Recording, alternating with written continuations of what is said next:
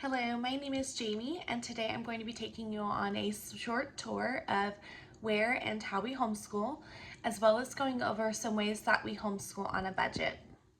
It can be difficult to organize and design your homeschool space, especially when with social media and all, we're given this idea that we have to have a separate dedicated room to homeschool and just all these different materials and stuff, but really all of that stuff is not necessary. The truth is that you can homeschool on any budget. Yes, any budget. And no matter how much money you put towards it, your kids are still going to learn effectively. So with that said, let's talk about the dining room. The dining room. When I first started homeschooling my kids about 5 years ago, we started in the dining room. We didn't have our own desk. We didn't have our own dedicated room. We lived in a pretty small home, and so the dining room was our place for everything. We really used the space as much as we could. I believe I had like a small stand-up whiteboard, so that way we could learn some scripture and memorize some things, and I could write some things up there and the kids could write things up there, and it was the best way that we knew how to learn with what we had. We still, to this day, 5 years later, begin our homeschool every morning at the dining room table. Now my kids have their own desk, and I'll show you those. It's nothing expensive, it's nothing fancy, but whether you spend all day at the dining room table or part of your day at the dining room table or on the couch. I've even seen people homeschool their kids in their living room, and sometimes your kids are going to want to read and lay on the floor and build things on the floor, and all that's fine. There's nothing wrong with that. The best thing to do is just figure out what works best for you and your family and for each of your kids individually, because they're not going to be the same. The importance about homeschool is not where you choose to learn, but it's about crafting a comfortable, safe learning environment for your kids. So whether that's at the dining room table, on the floor, or outside, whatever you choose, as long as it works for you and your family, it's perfect. We currently begin every morning at the dining room table. Everyone will do their morning chores, finish their breakfast. We'll meet up at the dining room table, and we will start on our Bible lesson. We'll do our read alouds for that week. And then once we're done with all of our morning stuff, then I'll dismiss the kids to their desks to work on their independent work. So that's basically what our homeschool morning looks like. I'm going to show you guys our desk. So I bought this 2-person desk on Amazon for a little over $100. I chose it because it gives a good amount of space for my 2 older kids. It also has the shelves so that they can store some books, pencil boxes, and anything like that. I also really liked that the shelves kind of divide the space between the desks there.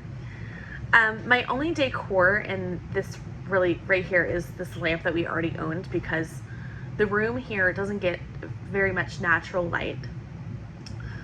And then I hung this multiplication chart because memorization is something that my kids really struggle with, and so far it's been a really big help for them. This small bookshelf I use to store all of the reading books for read alouds, and for my kids, they'll do silent reading on their own. And every single one of these books I bought at either yard sales or thrift stores. I very rarely ever buy books brand new, because once we read through them, I go ahead and donate them again, and then I go buy more, and then that way we're always having different options, and we're not always reading the same thing over and over again. The large bookshelf I actually recently bought. I was saving up for this. It wasn't that expensive, but when you're trying to budget a bunch of different things, it takes a little while sometimes. So I recently bought it on Amazon to store the kids' supply boxes and also any curriculum for the future years, any curriculum that we've already used but we wanted to hold on to. And about 90% of the curriculum that is on this shelf was actually bought at a thrift store. Multiple thrift stores actually, but so the bottom two shelves are for my youngest daughter. I store her books and workbooks here, as well as some toys that she's allowed to access herself. She also has her coloring books, her pencils, and all that sort of thing. So just some educational things on the shelf here that she's allowed to pull down and play with at her leisure. The supply boxes are one of my favorite things. We've been doing this for about 3 years now, and I actually think I saw somebody else on Instagram or something do it. But I bought these at Michael's craft store. I bought the small ones for school supplies, like pencils and markers and glue and all that.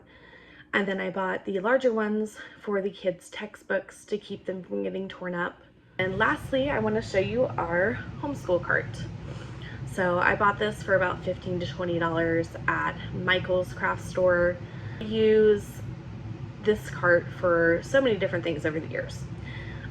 So this year, the top tier is going to be used for my books and teaching materials, as well as whatever read aloud we're currently doing at the time. I also have some counting frogs up here for my youngest to play with, some math blocks that I just keep here in case the kids need. The second tier, I haven't really decided what I'm using that for this year. Right now it's just holding the math blocks and a couple of other things. But the third tier, I am storing our read alouds that we've chosen for the year. Well, I hope that something that I've shown you today has helped given you an idea of how you can create a homeschool space for your children. Just remember, you don't have to blow a lot of money on this. Just to recap, do a lot of thrift stores, eBay. A lot of times you can find stuff on Facebook Marketplace, things like that. And as a reminder, please don't ever compare your space to somebody else's, because what works for you and your kids may not work for somebody else, and what works for somebody else may not work for you and your kids. What I found in my 5 years of homeschooling is that homeschooling tends to be a trial and error kind of thing, where even with curriculum and things, you're going to try stuff and you're going to say, whoa, this isn't working. Or, wow, this is great. This is working so well for this child, but not for this child. And you're going to take note of things that are working and functioning correctly for your family, and you're going to take note of the things that are not.